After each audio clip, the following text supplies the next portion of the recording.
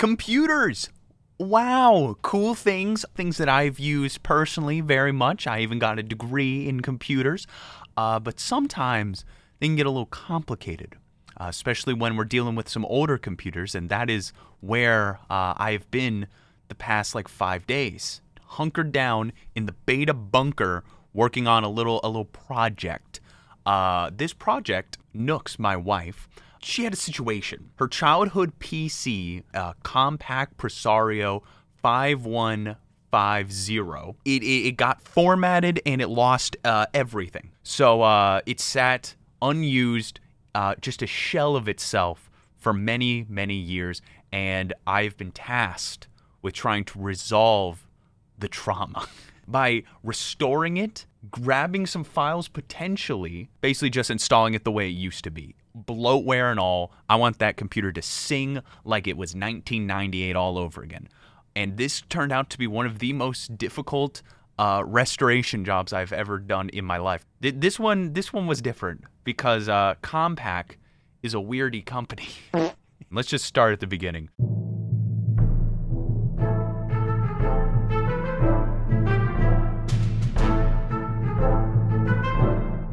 So I get this computer. I take it apart.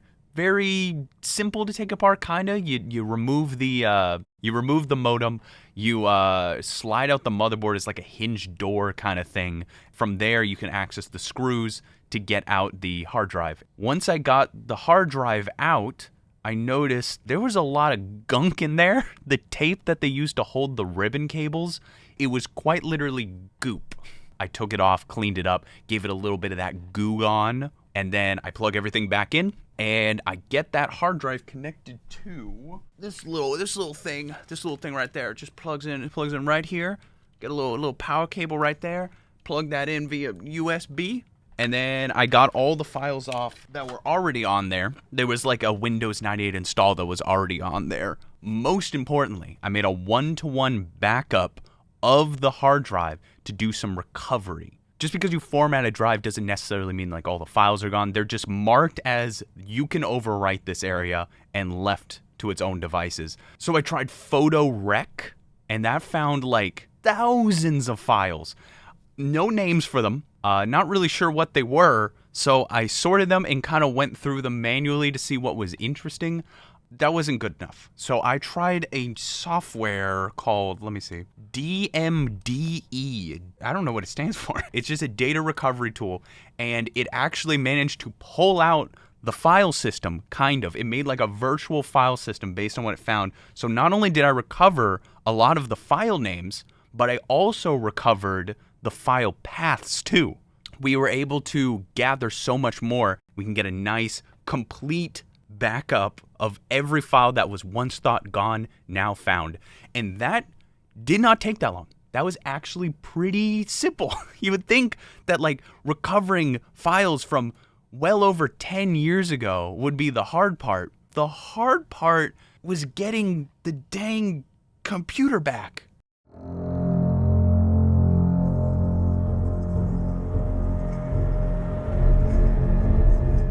So you'd think that like, oh yeah, installing Windows 98 on it, easy. You just grab that retail copy of Windows 98, plop it in, install, done. Didn't want to do that. I wanted to recover it via the official quick restore disk, which they did have still, just lying around. I put in the disk with the original hard disk in there. Disk would not boot. It just did a little flashing little light, and I'm like, oh shoot, that's not good. Why is it not booting? It's supposed to be bootable. So I boot up Windows 98 on the hard drive. I stick in the disk. It builds an HTML file from the data on the disk to give you like a little, hello, this is the Compaq restore disk. What do you want to do? And then when you click through it, you can tell it to do a full restore. I'm like, great, maybe that would work. It did not work. Same exact problem. So I'm like, okay, I got a whole pack of floppy disks ready to go. In the software on the disk, there was ability to make a floppy boot disk. So put that on, boots up. Woohoo! Select full restore. It says put in the disk, and then it doesn't do anything. It goes right back to DOS, and I didn't understand why. It should be simple. It's quick restore, but this was not quick.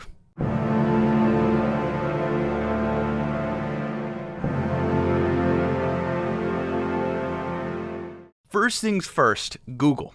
And I came across a little forum post from like the early 2000s, someone with the exact same problem. The next response shook me to my core. They said it was impossible because there is a thing on this disk called the BOMID on the hard disk. When you get it from the factory, there is something called a BOMID put into what they called a UIA, user inaccessible area of the hard drive. If you lose that, according to this forum post, you cannot use the Quick Restore CD anymore because it can't verify it is an actual Compaq hard drive. You would have to go to a warranty specialist to get a brand new hard drive. Basically, if you ever wanted to upgrade your hard drive, get a new hard drive, you had to go through Compaq. You could not just go to the Circuit City, buy yourself a dang hard drive, put it in, and install it from the Quick Restore CD to get all your Windows 98 back. Compaq was like, no, you can only install Compaq Windows 98 on a certified Compaq drive. So I was stubborn.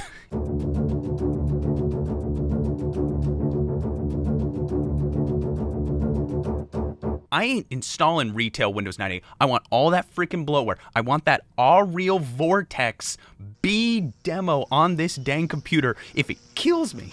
And yeah, I know I could have just installed retail Windows 98 on there and found the drivers and bloatware and installed it all manually. Retail Windows 98 doesn't care what drive it's put on, but I just wanted to figure this out. I wanted to install it from Quick Restore. I want to get that BOMID. The journey has begun.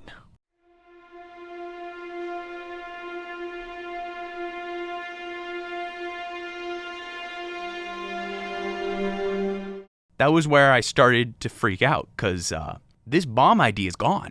It has been formatted, and there ain't no Compaq factory for me to get a brand new drive. This was a new problem. Well, my thought was first, okay, there's got to be a way to get this BOMID on there. And it turns out there was some little website, and they said there was a tool on the disk called UIA BOMWR, which allowed you to write the BOMID to the user inaccessible area of the hard drive. Yay! We win, right? Right? No, not yet. We didn't know what the BOMID was. The BOMID is a secret code. So we found a list of all the known BOMIDs for Compaq computers from back then, not listed for our model number. So what do? Managed to find a forum post that said on the disk, on the Quick Restore disk, is a database of the BOMIDs for each of the computers. We go put in the disk, look for it. There's a BOM text file, BOMID text file that showed our model number with the BOMID. Holy crap, it is S7110. Put in the hard drive, load up the disk. We can't boot off the disk, so we loaded it off the floppy first, exited to DOS, then we go into the tools, we do UIA BOMWR space S7110, enter.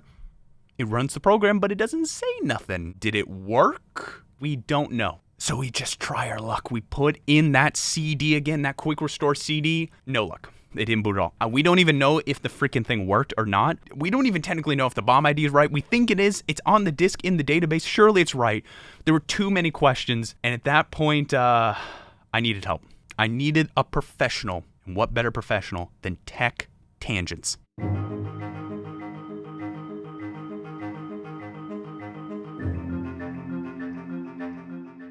YouTuber, streamer extraordinaire. I sent off a message, talked about the BOMID. Have you ever even heard of a UIA area of a hard disk? Their theory was it was in the MBR area of the hard drive, and that maybe we needed to zero out the hard drive. If it's all zeros and has the BOMID, it's possible that it's easier for it to see. That's great, but we decided We don't want to zero out the family hard drive. And not to mention, the thing is a Bigfoot hard drive. That thing's going to fail. Let's start getting that CF card situation going down. So we're going to put in a CF card, which is like this kind of thing. So just a little tiny compact flash storage solution that you can plug right in to an adapter, and it can act as a hard drive.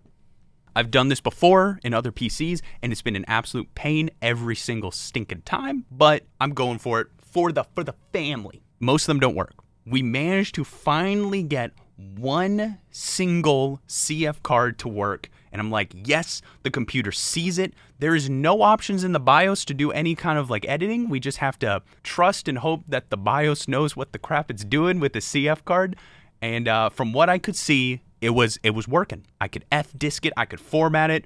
Cool. Now we can do a little extra testing. I zero out the CF card. I run the UIA bomb right. Then I make a backup of it to see if anything at all was written to the CF card. Anything. Nothing. It was all zeros. Nothing freaking happened. So I'm like, crap. Does the software not work? Is there something wrong with the CF card? Like, what's going on?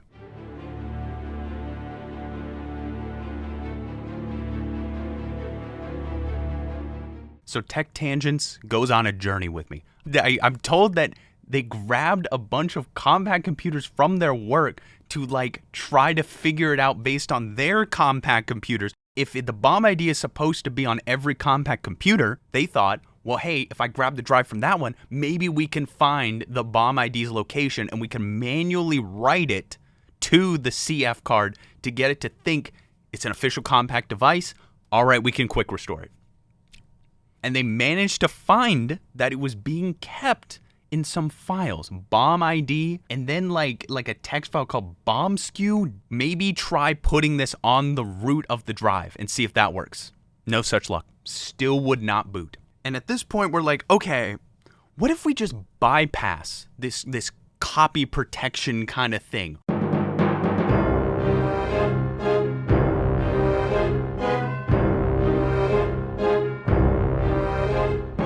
What if we look through each of the BAT files? A BAT file, in case you don't know, is just like a list of different DOS commands in just one file, so it just would run it all in a row. What if we trace through these BAT files to figure out where the copy protection is, and if we can bypass that, then we can get it to work.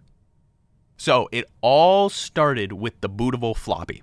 And here's the code. If you care, here's the code. What it does is it creates a screen with a bunch of options to tell you, do you want a full restore, quick restore, exit DOS, whatever. If you choose to restore, it keeps looping through the is ready section until you put in the disk.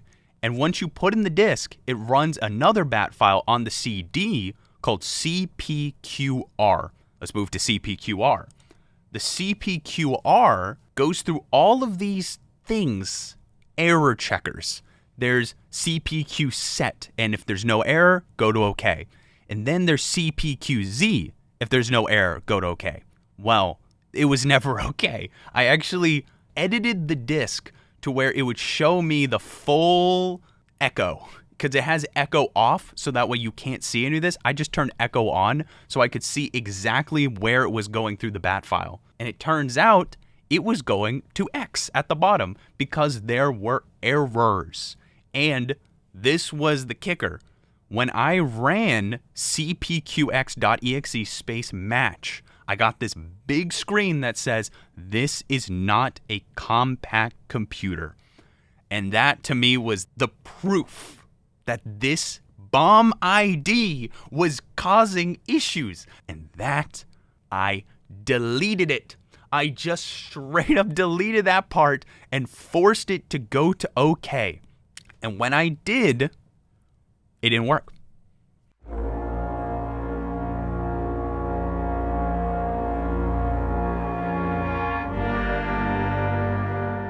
Why didn't it work? Okay, so let's go to OK. It clears the screen, and then it goes to config. What is config? It is the variable that is set depending on the option that you picked. Do you want to do a full restore, quick restore, go to the test, diagnostics, that kind of thing.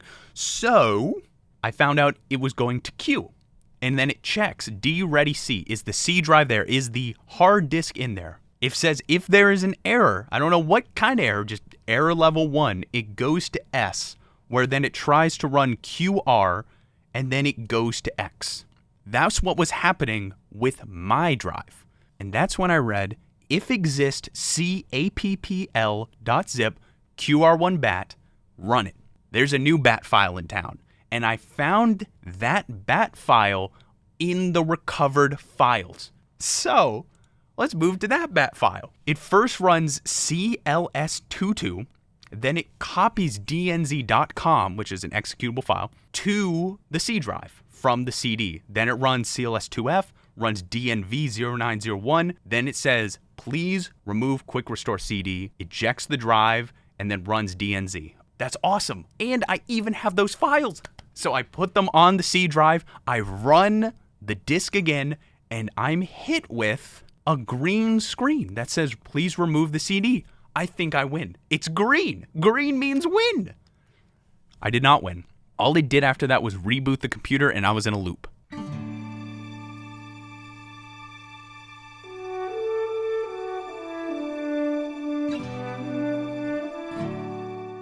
Things were starting to make sense, and Tech Tangent was figuring it out alongside with me. The BAT file on the C drive, all it is doing is creating a screen of a certain color, moving the text over, ejecting the drive, and running DNZ, which all it does is reboot the computer. Effectively, this file, QR1BAT, is just the success screen file. Then that means that the file in the CD, the CPQR, that is the file that's actually doing things. Tech Tangent figures it out. They created an exact replica of this computer based on the diagnostics, where you could see all the CPU speeds and the memory and stuff like that. They created an exact duplicate and managed to get the restore CD to run by running QR.EXE. That file began the process. Why don't I let Tech Tangent explain what they went through, the process they went through. Take it away.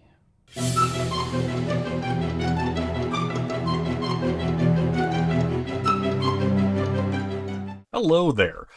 Today I'm helping out Beta64 here to try and get a Compaq Presario 5150 booting. And it has a really weird installation recovery method that isn't possible to do with a new hard drive, it seems.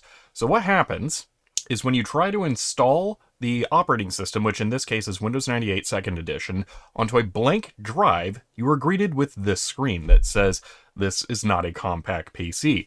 We're going to work around that by going through the CD and directly installing it. Now, I've heard from Andrew that this does not work on the original hardware for some reason, so I'm using 86box here, which is a PC emulator tool that allows you to configure a virtual computer to work exactly like the original hardware. So I have set up a machine that is a SuperSocket 7 AMD K62, just like his original machine.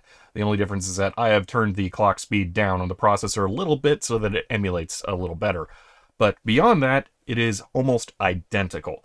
So the first thing we're going to do is we're going to create a new hard drive. Now we're going to go ahead and make a hard drive here that has these specifications. This is the cylinders, heads, and sectors of the drive, and I just need to recreate this drive here really quickly because I'd already messed with this a little bit. So let's do this, overwrite, and we're going to change the parameters to 1574. These parameters are from a Bigfoot TX hard drive, which is an approximately 8 gigabyte hard drive. This was one of the models that this computer, I believe, was available with, and it's a good round value to use for this. 8 gigabytes is enough for Windows 98 for the most part, but also won't be too big to compress and then send on over to Andrew, because the ultimate goal here is to have Andrew image the hard drive with this disk image that I'm preparing, which I'm going to stop after it has been formatted by the recovery tool so that it can be run on the original machine for the complete setup experience. So with that, we're going to go ahead and save, and it's going to restart the machine. Now, I have my BIOS here on the emulator configured to boot from the CD directly, so I'm going to be able to do that. Sometimes you have to be able to boot from the floppy disk as well. We're going to go down to Exit to DOS, and the problem that you may not think about initially is that we have no format on the C drive. So we're actually going to go over to the Quick Restore Compact disk, which thankfully includes the Windows 98 F disk and format utilities. So the first thing we need to do is create a partition, because if we don't, the Quick Restore tool tries to create a partition and format it, and we need to skip that recovery step. The tool does not seem to fully format the drive, weirdly. It seems like it just wants to copy files and write some unique data. So we just created the partition, but we have to restart first. So once we're here, we're going to go back to DOS, go back to the CD drive, go over to the tools folder again, and we're going to format the C drive. Now I'm also going to do /s, which copies command-com and the ms-dos.sys hidden file over, which technically makes the machine bootable, but we're not really going to need to do that. This might be a necessary step. I'm not 100% sure. It's just a habit for me to go ahead and do this. Now, I mentioned that it doesn't quite format the drive with the Quick Restore disk. It does do one really curious thing that these Compaq computers seem to use, which relates to a BOMID value. This computer has a BOMID value of S7110, and this is actually written to the hard drive as raw binary data. And after this install, I'll be able to show you, I think, yeah, I should, that it's actually written into the master boot records section of the drive right before the FAT32 file system is going to be created. So it's in a hidden area of the drive. Now, weirdly, I also have a Compaq Presario 1610, and I found the BOMID in just a file in the drive. And there is some conflicting evidence about which it is online, and I'm not really sure. But on this machine, it definitely writes it to the master boot record. All right, with that formatted, now we can go back over to N, and we're going to run the Quick Restore utility. Now, this doesn't run on the original hardware for some reason, and I don't know why. There are all sorts of weird checks and things in this program. Well, not necessarily this one, the entire CD, for trying to validate that it's original hardware. But at least my emulated copy here does not run into the issue. So what I'm going to do from here is go through the installation process, and this is where I'm going to have to use some of the original information that Andrew gave me. This is the serial number. The serial number contains the hardware identification code, and we need to make sure that we input this correctly so that the right drivers and files are copied over to the machine. All right. It has identified, based on the serial number, that it is a Presario Model 5150, which means we can continue. And if we didn't pre-format the hard drive, after this step, it would ask to format the hard drive and reboot the machine, which we don't want to do. So from here, I can actually let this go, and it's going to copy all of the files over to the hard drive. Now, I've had a look in the CD, and it has a bunch of encrypted zip files that contain the full install for Windows 98. I'm currently trying to brute force the password to extract the files, but I suspect this program is just providing the password to unlock the zip files and then copying the files to the hard drive. If we look down in the bottom left of my emulator program here, we can see the CD drive access and the hard drive access are flickering back and forth. That's just because it's copying the files from the CD drive image to the hard drive image as it does this. So, yeah, that's pretty much all there is going to be to this install. I'm just going to let this run to finish copying all of the files. When it asks to reboot the machine, instead, I'm going to turn it off, which will leave the hard disk in, I believe, the initial factory first boot settings, where you need to go and configure your time zone and set up a user and all those things. So that should be as close to factory original for the hard drive as you can get. There we go. So it wants you to do a restart. Like I said, we are not going to do that. So what I'm going to do is an ACPI shutdown here, even that's not going to work. So actually what I'm going to do is just turn off the machine entirely by closing the program. So what I have over here is the emulator and the drive images. So I'm going to first make a copy of the image that we just made so that we have a fresh backup to make sure that I can't accidentally modify anything and ruin it.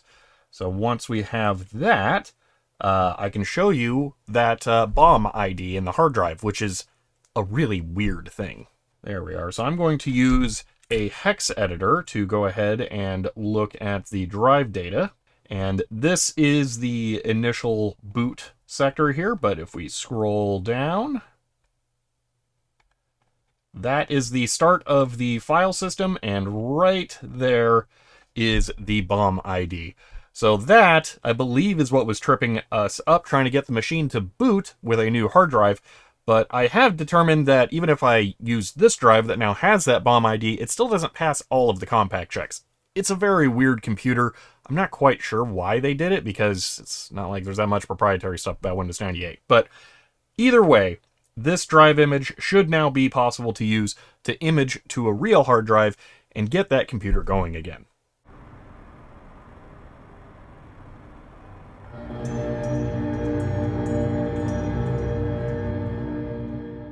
So effectively, QR was the formatting tool, which would then copy over files in APPL.ZIP.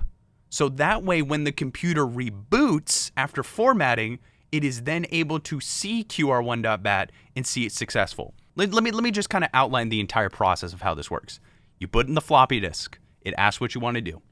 When you choose it, it loads up cpqr.bat with your chosen options in variables. Then it checks that you have a C drive, and if you do and it's not formatted correctly, it loads up QR.EXE, which formats the drive and copies over APPL.ZIP and files like that. Then it reboots the computer, and when it does that, it checks, is the C drive there, and does it have APPL.ZIP? If it does, it launches QR1, which is just the success screen that gets you to take out the disk and allows you to boot into Windows 98. And once you do that, the process completes itself. That is exactly how the Quick Restore CD works. I couldn't run QR on my computer. Every time I tried to do it, it would not boot. It would just crash. What in the world? What in the world? They were able to do it on an emulator, but it couldn't do it on real hardware. What the crap? Was the emulator like bypassing some kind of like copyright protection? Did the BOM ID get bypassed on an emulator? I don't know. I don't freaking know.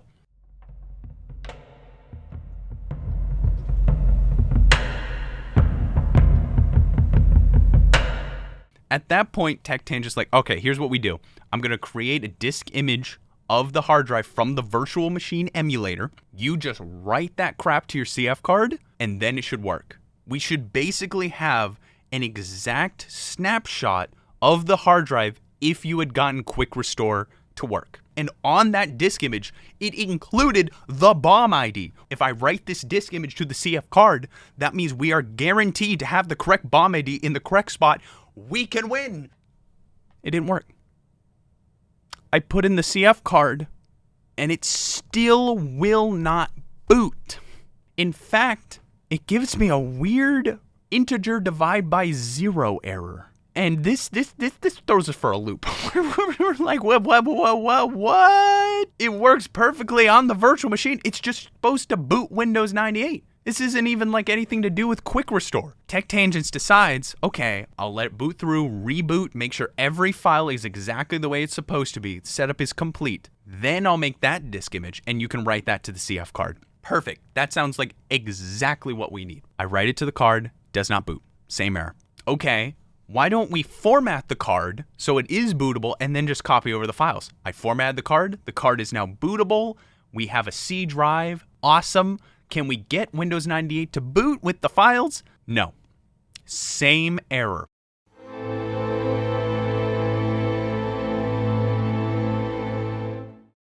At this point, we don't know what to do. So I'm just like, all right, I might as well just like replace the thermal paste on the CPU. Might as well just like do a little bit of cleaning. So as Tech Tangent is doing some research on the error, I'm over here putting a little goop on the CPU, cleaning it up. It's gonna be restored the right way. You know what I mean? I'm basing all of my like knowledge on how to repair the computer on a little PDF booklet. It's an actual like troubleshooting repair booklet straight from the manufacturer. That's actually where I learned what each of the ports do, because I found all these wires and I wanted to figure out what it was. And we have the IDE cables, the primary one in the middle and the secondary one on the outside. And I'm sitting there putting all the cables back together the way they're supposed to be. I've done this several times now. It feels like 100 times I've unplugged everything and plugged it all back in. This time something felt weird.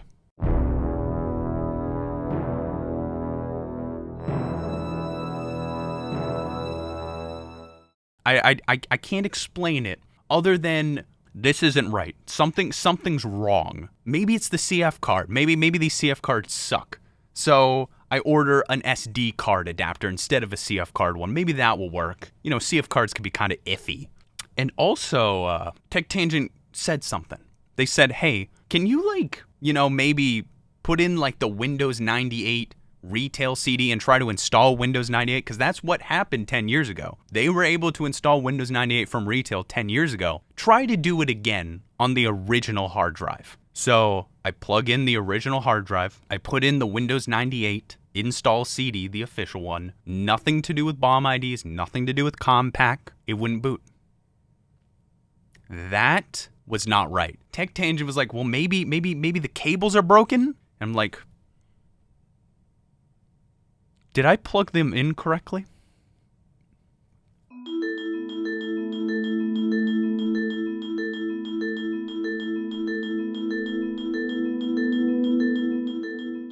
Did I plug them in correctly ever?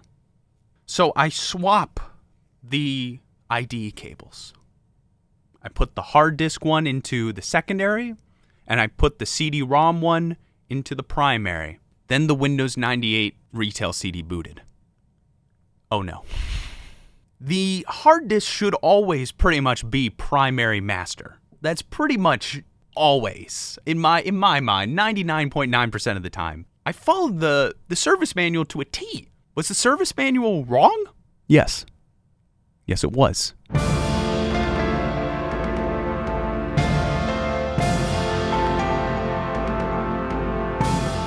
The primary one was actually on the outside the whole time. When I plugged the hard disk into the outside IDE port, it listed the disk as 1.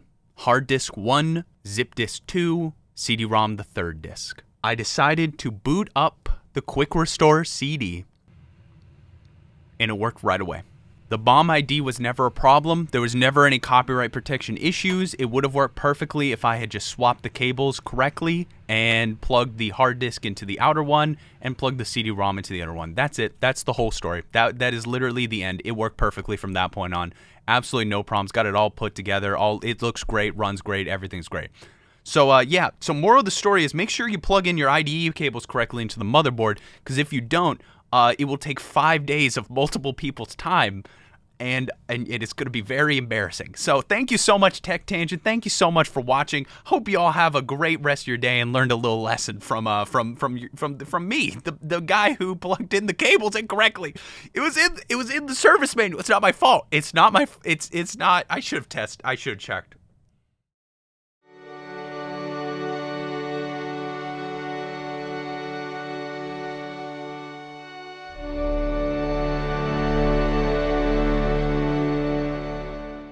And now for the fruits of our labor. Let's experience the Compaq experience together.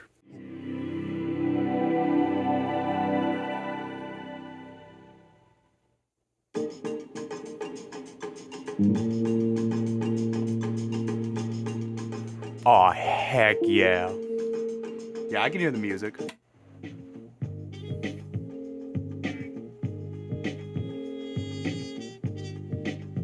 Welcome to your new Compaq Presario PC. So take a few minutes to register your PC now and make sure you receive everything you're entitled to with your new Presario. Let's register. They've convinced me. It's a replacement, sure. No, you know what? I don't want to lie. It's the first computer I've ever bought. 8. What's it counting down? What's it counting down for?